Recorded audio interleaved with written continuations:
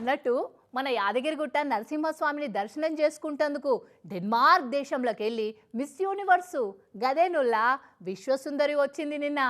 మరి నర్సన్న దర్శనం చేసుకుందామని ఆమెకెట్లా బుద్ధి పుట్టిందో ఇంతకు అరుచుకుందాం పారి.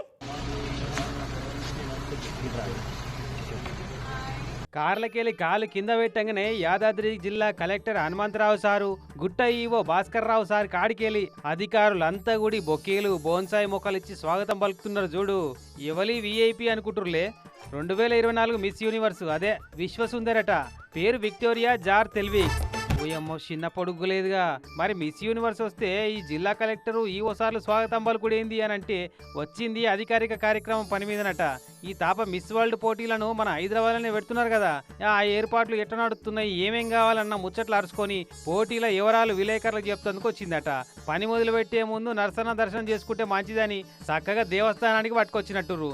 ఇక లోపటి గొంటపై గండ దీపంలో నూనె ఓపించిర్రు.